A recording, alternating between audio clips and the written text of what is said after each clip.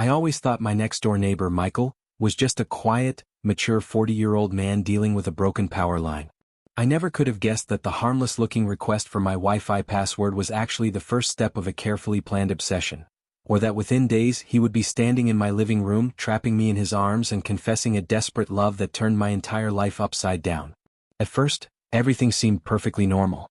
He smiled politely. He thanked me for my kindness. He acted like an ordinary neighbor who had simply fallen on hard times.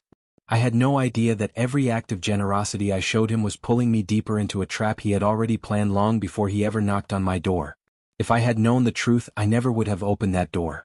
The afternoon sun filtered through the large windows of my apartment, filling the living room with warm golden light.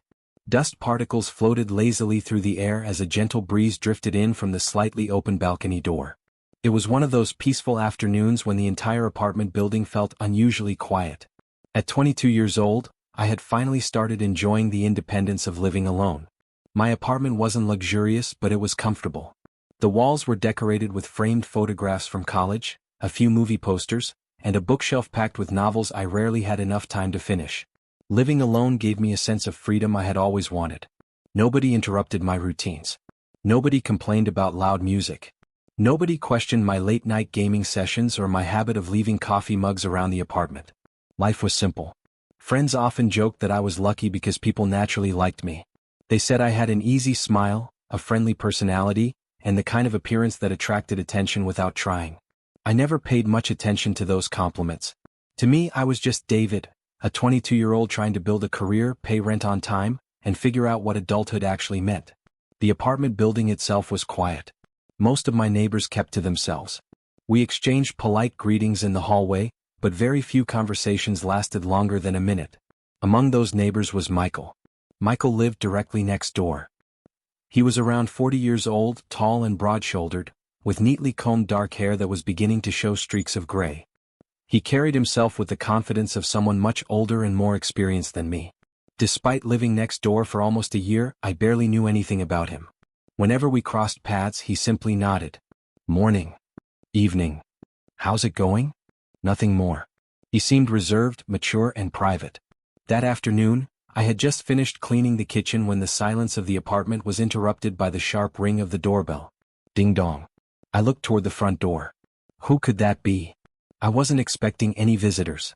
My friends always texted before coming over. Delivery drivers usually called. Curious, I walked across the living room and unlocked the door. Standing outside was Michael. He wore a gray sweater and dark jeans, his hands shoved into his pockets. Although he tried to appear calm, something about his expression seemed unusually tense. Hey David, he said, offering a small smile. Hey Michael. Sorry to bother you. It's all right. What's up? He rubbed the back of his neck before speaking. My apartment's having some weird electrical problems. I frowned. Really? Yeah. He sighed dramatically. The power keeps cutting in and out.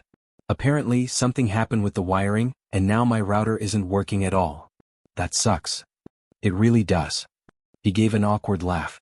I'm actually in the middle of some important work that has to be submitted tonight. He hesitated for a moment. I hate asking people for favors. I smiled. It's okay.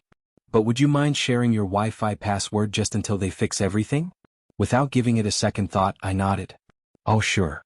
His shoulders visibly relaxed. Really? Of course. I walked over to the small table near the entrance, grabbed a notepad and pen, and quickly wrote down the network name and password. There you go. I handed him the paper. Michael accepted it carefully. For a brief moment, our fingers almost touched. Thank you, he said quietly. No problem. I really appreciate it. He looked directly into my eyes. For just a second. A little longer than felt normal. There was an intensity in his gaze that I couldn't quite explain. It wasn't threatening. It wasn't angry. It simply lingered. Long enough for me to notice. Long enough for me to wonder why. Then he smiled again. You're a good guy, David. I laughed. I just gave you my Wi-Fi. Still. He folded the paper carefully and slipped it into his pocket. I won't forget your kindness. Hopefully your electricity gets fixed soon. I hope so too.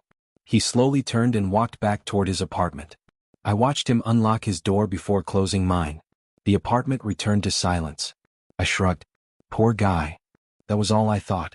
Nothing about the interaction seemed particularly strange. People borrowed Wi-Fi all the time. Neighbors helped neighbors. It was no big deal.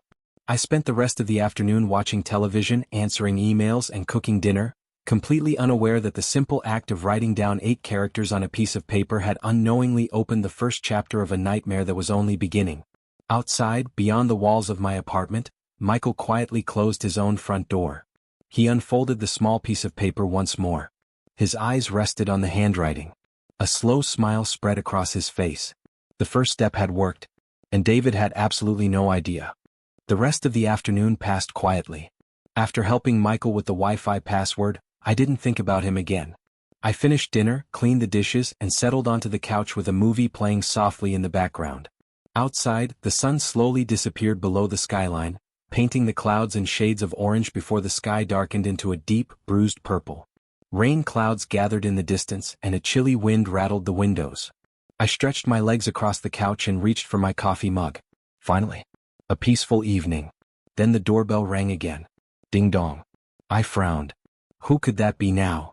Setting my mug down, I walked toward the front door and looked through the peephole. It was Michael. Again. He wasn't empty-handed this time. A medium-sized black duffel bag rested beside his feet. I unlocked the door. Hey, Michael.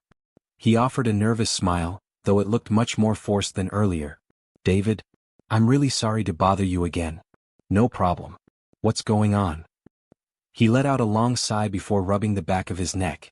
The electrician finally came. Oh, did they fix it? Michael shook his head. No. What happened? They said the wiring inside the apartment is much worse than they expected. His shoulders slumped. They actually shut the electricity off completely until they can replace everything. Seriously? Yeah. He laughed awkwardly. I wasn't expecting that. I looked at him sympathetically. That sounds rough. It gets worse. He glanced down the hallway before continuing. The apartment's freezing already. I nodded slowly. The heating won't work without electricity. Exactly. He paused. I honestly hate asking for another favor. Something in his tone sounded rehearsed, but I couldn't put my finger on why. I don't really have anyone nearby, he continued. My relatives all live out of town, and every hotel around here is nearly full because of the conference downtown. He hesitated. I was wondering. He looked directly at me. If I could stay here. I blinked. For tonight. Silence filled the hallway. My apartment suddenly felt much smaller. I mean, Michael said quickly, I don't need much. Just your couch. He gestured toward the duffel bag. I already brought a blanket. I'll leave first thing tomorrow morning. He smiled hopefully. I promise. I didn't answer immediately. Instead, a strange feeling settled in my stomach. It wasn't fear. Not exactly. Just uneasiness. Something about the situation didn't quite add up. If the electricity had really been shut off, why wasn't the landlord helping? Why not stay with a friend? Why not rent a hotel a few miles away? Still, he looked genuinely exhausted. His clothes were neatly packed. He wasn't demanding anything. He was asking politely. Michael noticed my hesitation. If you're uncomfortable, I understand. He gave a small smile. I just figured I'd ask. For a brief second I almost said no. The word sat right on the tip of my tongue. But then guilt crept in. He was my neighbor. If I were in his position, I would hope someone would help me too. I stepped aside. All right. Michael looked up. Really? You can stay. Relief flooded across his face. But only for tonight. Of course. I mean it. I completely understand. He picked up his duffel bag. Thank you, David. As he walked inside, he quietly added, You have no idea how much this means to me. I smiled politely before closing the front door. At first, everything felt perfectly normal. I showed him where he could leave his bag. This is the living room. He looked around slowly. You've got a nice place. Thanks. I like it. His eyes wandered across every corner of the apartment. The bookshelves. The family photographs. The framed artwork.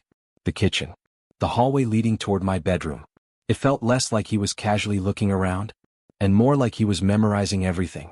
You live here alone? He asked. Yeah. No roommates? No. You must enjoy the privacy. I do. He nodded thoughtfully. It suits you. I wasn't sure what he meant by that. Trying to keep things friendly, I asked, Are you hungry? I could eat. I made extra pasta. I'd appreciate that. We spent the next half hour eating dinner at the small kitchen table. Most of the conversation revolved around ordinary topics. Or movies, the weather, the apartment building. Michael spoke calmly, but I gradually noticed something strange. Whenever I looked away, I could feel him looking at me. Not casually. Not the way people normally maintain eye contact during conversation. He watched me constantly. When I reached for my drink, his eyes followed. When I laughed, he smiled almost immediately afterward. Even when I stood to wash my plate, his gaze never seemed to leave me. Finally I joked. "What?" Michael blinked. "Oh, you keep staring." He chuckled. "Sorry." He looked away. I didn't realize. No worries. But something about the moment lingered. After dinner, I showed him where he would sleep. "You can use the spare room instead of the couch." His eyebrows lifted. "Really? It's more comfortable." "You're too kind. It's just for one night." He smiled. "I won't forget this." The guest room was simple. A neatly made bed. A dresser. A bedside lamp. Fresh blankets. "If you need anything," I said, "just let me know." "I will." I turned to leave. "Good night." "Good night, David." I closed the door behind me. For the first time that evening, I let out a quiet breath. Maybe I was just overthinking everything. He hadn't done anything wrong. He was simply grateful. That was all. Trying to shake off the strange feeling, I headed into my own bedroom. I checked my phone for a while before changing into my nightclothes. The apartment had become completely silent. Outside, rain began tapping gently against the windows. Everything felt peaceful again. What I didn't realize was that my bedroom door hadn't latched completely when I closed it. A narrow crack remained open, just enough for someone standing in the hallway to see inside. And outside that door, Michael quietly stepped into the dark hallway. His footsteps were almost completely silent. He looked toward the slightly open bedroom door. A thin beam of warm light spilled into the hallway. He stopped. He knew he should return to the guest room. Instead, he stood perfectly still, watching, listening. His breathing slowed. The quiet apartment seemed frozen in time. Inside my bedroom, completely unaware that anyone could see me, I removed my shirt before reaching into the closet for my nightsuit. I had no idea someone was standing just outside the door, watching through the narrow opening, watching every movement, watching in complete silence. And in that silent hallway, something inside Michael finally changed. The harmless request for Wi-Fi had never really been the end of his plan. It had only been the beginning. The apartment was silent except for the soft tapping of rain against the windows. A narrow strip of warm light escaped through the small opening in my bedroom door, spilling into the dark hallway. I had no idea the door hadn't closed completely behind me. I assumed I was alone. Inside my room, I stretched after a long day and walked toward the closet. I pulled my t-shirt over my head and tossed it onto the chair beside my desk before reaching for my nightclothes. It had become part of my nightly routine. Change clothes, brush my teeth, scroll through my phone for a few minutes, then go to sleep. Everything felt perfectly ordinary. Outside the room, however, nothing was ordinary anymore. Michael stood perfectly still in the shadows of the hallway. His breathing was slow. His eyes remained fixed on the narrow gap in the door. He knew he should leave. He knew he shouldn't be standing there. Yet he couldn't make himself walk away. The brief glimpse through the opening seemed to erase every boundary he had tried to maintain. For months, he had admired David from a distance. He had watched him leave for work every morning. He had noticed the friendly smile whenever they crossed paths. He had convinced himself those small moments meant something more than simple kindness. Until now, those thoughts had remained fantasies. But standing in the hallway only a few feet away, seeing David completely unaware of his presence, those fantasies transformed into something much darker. His admiration became obsession. His curiosity became desire. And his desire convinced him that staying in David's apartment wasn't enough. He wanted to stay close. As close as possible. Inside the bedroom, I yawned and climbed into bed. I checked my phone for a few minutes before placing it on the bedside table. Outside, thunder rumbled softly in the distance. Within minutes, exhaustion took over and I drifted off to sleep. Only then did Michael finally step away from the door. He quietly returned to the guest room. A strange smile lingered across his face. His original excuse about the broken electricity no longer mattered. He had already decided. He wasn't leaving tomorrow. The next morning, sunlight streamed through my curtains. I stretched lazily before glancing at the clock. 8:30. Much later than I normally woke up. After getting dressed, I walked into the kitchen. To my surprise, breakfast was already waiting. Scrambled eggs, toast, fresh coffee. Michael stood by the stove wearing one of his own sweaters, humming quietly. Oh. He turned around with a smile. Morning. You made breakfast? I figured it was the least I could do after you let me stay. I smiled politely. Thanks. We sat together at the kitchen table. The conversation was casual. So, I asked between bites, did the electrician call this morning? Michael looked down at his coffee. Not yet. They're probably busy. Yeah. He forced a small laugh. I guess I'll hear something later. The answer sounded reasonable enough. I didn't question it. The day passed quickly. I worked from home while Michael remained mostly in the guest room. Occasionally he walked into the kitchen for coffee. Sometimes he asked if I needed help with anything. He remained polite, helpful, respectful. By evening, I had almost forgotten the strange feeling I'd experienced the previous night. Then another day passed. And another. By the third morning, something started bothering me. Michael was still there. His duffel bag remained neatly placed beside the guest bed. His shoes still sat beside the front door. His phone charger occupied one of my kitchen outlets. It no longer looked like someone spending one night. It looked like someone moving in. Over breakfast I casually asked, So, any update? Michael looked confused. About what? Your apartment. Oh. He paused. They're still working on it. Really? Apparently they found more damage. That's unlucky. I know. He smiled weakly. I'm sorry for imposing. It's okay. But something about the answer felt rehearsed. The following days blended together. Morning coffee. Work. Dinner. Television. Michael remained calm and polite. Yet something subtle had changed. He was always nearby. If I walked into the kitchen, he appeared moments later. If I sat on the couch, he chose the chair directly across from me instead of the empty sofa beside the window. If I stepped onto the balcony, he found a reason to come outside too. At first, I dismissed it as coincidence. Eventually, there were too many coincidences. One afternoon I decided to go grocery shopping. I'm heading to the supermarket, I called. Michael immediately stood up. I'll come. You don't have to. I don't mind helping. It's only a few things. I could use the walk. I shrugged. Sure. Throughout the shopping trip he stayed beside me almost the entire time. When I reached for cereal, he reached for another box. When I stopped to compare prices, he waited silently beside the cart. Even the cashier smiled. You two shopping together today? I laughed. My neighbor's staying over. Michael smiled. For now. Something about the way he said those words made me glance toward him. His expression quickly returned to normal. That evening I sat alone in the living room reading. At least, I thought I was alone. After several minutes I looked up. Michael was standing quietly in the hallway. He wasn't speaking. He wasn't doing anything. He was simply watching me. Oh. He smiled. Sorry. I didn't mean to startle you. You kind of did. I was just thinking. About what? You. I laughed awkwardly. What about me? He shrugged. You seem happier than most people. I smiled politely. I try. You have a nice laugh. Thanks. You don't realize how much you smile. The compliment felt oddly personal. I wasn't sure how to respond.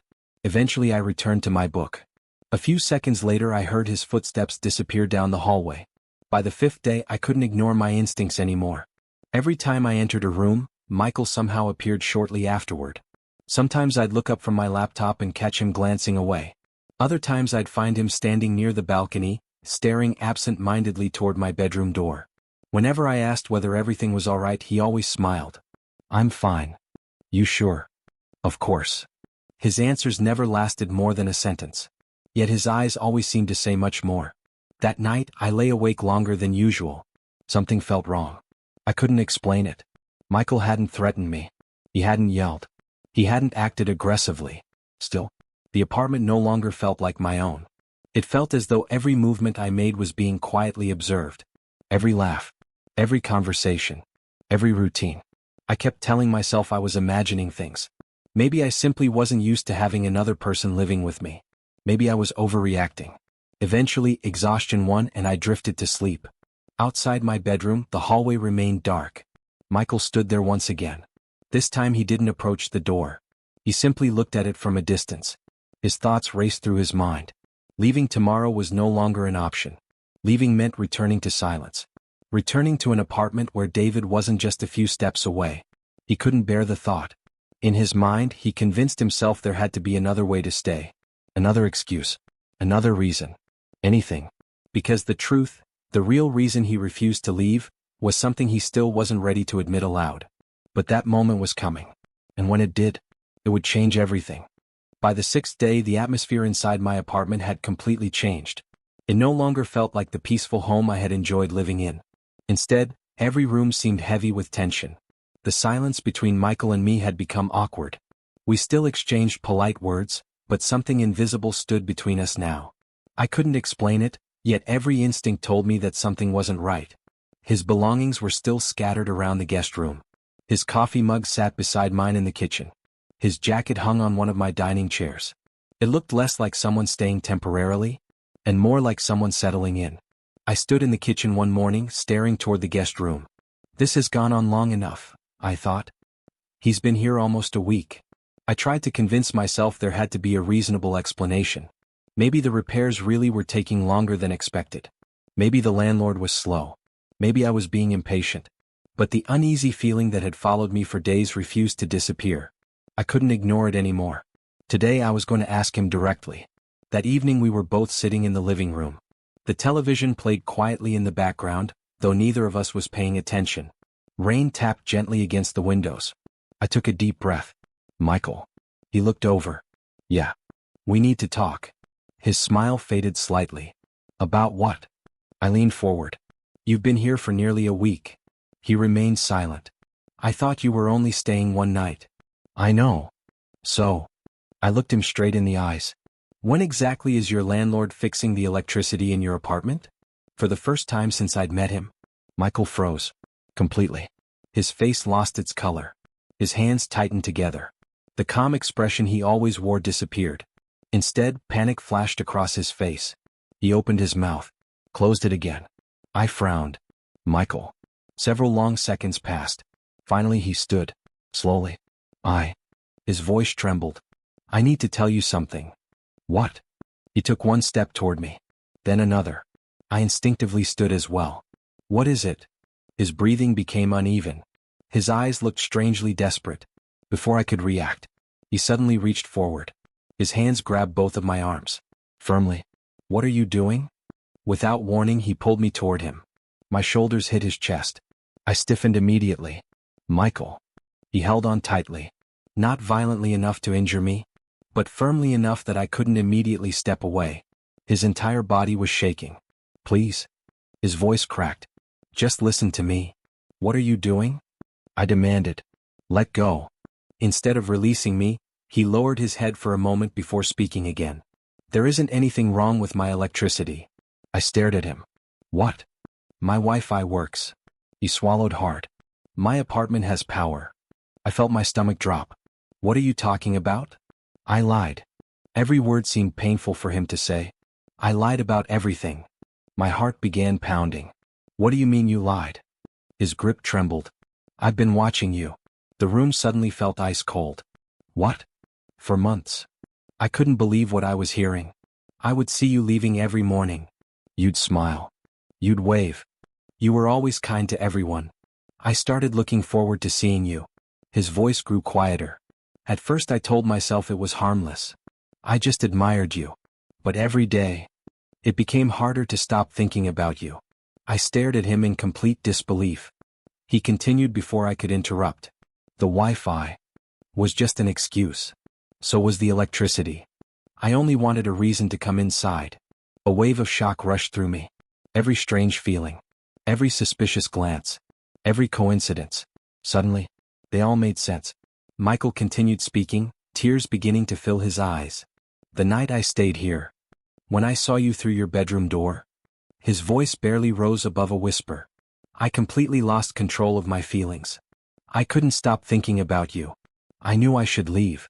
I knew everything I was doing was wrong. But I couldn't. His breathing became shaky. I kept finding excuses to stay. I told myself one more day. Then another. And another. I just wanted to be near you. His eyes met mine. Filled with desperation. I know this sounds crazy. I know. But I love you, David. The words echoed through the silent apartment. I love you. I can't bear the thought of being away from you. I've never felt this way about anyone. I didn't know what else to do. So I lied. I lied because I wanted to stay. I lied because I wanted to be close to you. I'm sorry. I really am. But I couldn't keep pretending anymore. The room fell silent. For several long seconds. I couldn't speak. I couldn't even process what I'd just heard. This wasn't simply an awkward misunderstanding. This wasn't an innocent crush. The man standing in front of me had deceived me for days. He had entered my home under false pretenses. He had secretly watched me. He had manipulated my kindness. Everything I had believed over the past week had been built on lies. The initial shock quickly gave way to something else. Anger. Pure, overwhelming anger. I looked down at his hands still gripping my arms. My voice became cold. Michael. He looked at me hopefully. Please. Don't. I stared directly into his eyes. Let me go. For the first time since grabbing me, his hopeful expression began to disappear. He realized from my face alone that this confession had not gone the way he had imagined. The silence between us became almost unbearable. Neither of us moved. Neither of us spoke. But everything had changed. And in the next few seconds, the fragile illusion he had built over the past week was about to come crashing down. For several long seconds, neither of us moved. The apartment was completely silent. The television continued playing in the background, but its voices sounded distant, almost muffled beneath the pounding of my heartbeat. Michael was still standing close to me. His hands remained wrapped around my arms. His eyes searched my face, desperately hoping to find some sign that I understood him. Instead, all he found was disbelief. The shock slowly disappeared from my expression.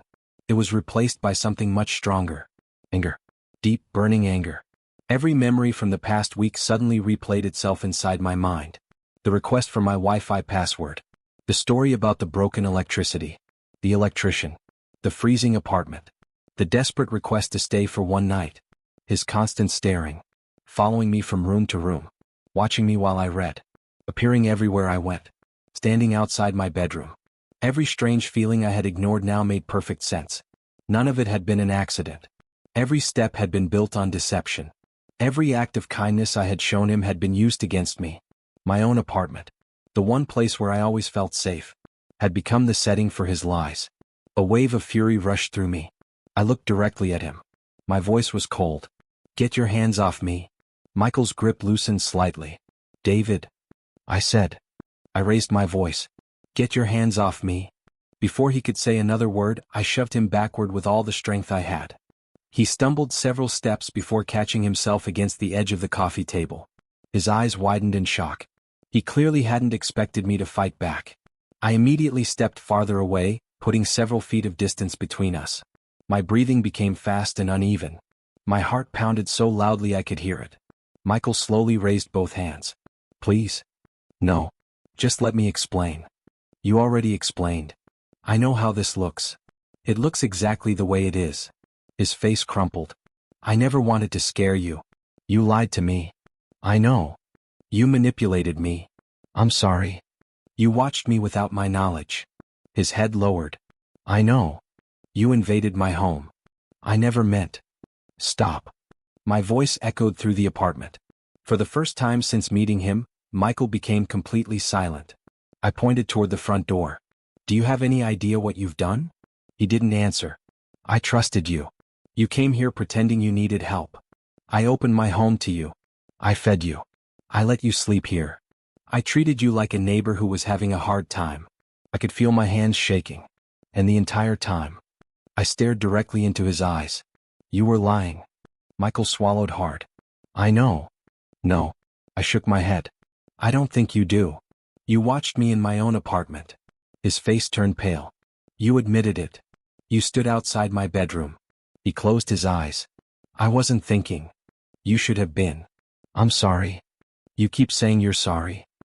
He looked at me with tears forming in his eyes. I truly am. I never wanted to hurt you. You already did. Those 4 words seemed to hit him harder than anything else. His shoulders slumped. His breathing became uneven. I thought. He struggled to finish the sentence. I thought maybe. You thought what? That maybe if you got to know me? His voice broke. You might feel the same. I stared at him in disbelief. You honestly believed lying your way into my apartment would make me fall in love with you? I wasn't thinking clearly. No. You weren't. Silence filled the room once again. Rain continued falling outside. Neither of us spoke for several seconds. Finally, I pointed toward the front door once more. This is over. Michael looked at me. David. No. I don't want another explanation. I don't want another apology. I don't want another lie. His eyes pleaded with me. Please. Just one more minute. You've had an entire week. He lowered his head. I know. I took another step toward the door and opened it. The cool evening air rushed into the apartment. Leave. He remained frozen. Now. For a brief moment, it looked as though he might argue. Instead, he slowly nodded. Without another word, he walked toward the guest room. I stood near the front door watching every movement. He quietly picked up the duffel bag he had brought nearly a week earlier. He looked around the room one last time. The couch. The kitchen. The hallway. Everything he had convinced himself could somehow become part of his life. Then his eyes met mine. There was regret in them. Disappointment. Heartbreak. But beneath all of that, he finally understood. There was nothing left to say. He slowly walked toward the entrance. As he reached the doorway, he hesitated. I'm sorry, David. I didn't answer. He waited another second. Still nothing. Finally, he stepped into the hallway. The moment he crossed the threshold, I grabbed the edge of the heavy wooden door. Without hesitation, I slammed it shut. Bang. The sound echoed through the hallway. Immediately, I locked the deadbolt. Then the chain.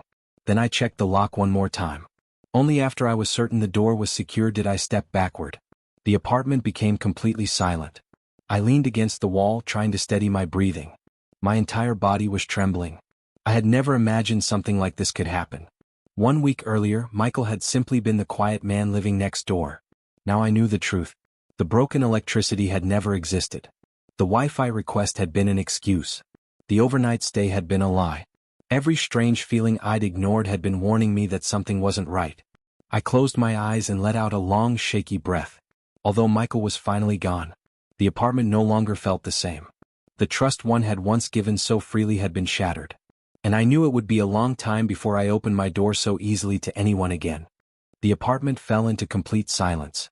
For several moments, I simply stood there with my back pressed against the front door. My chest rose and fell rapidly as I tried to steady my breathing. The deadbolt was locked. The chain was secured. Michael was gone. Yet my body refused to believe it.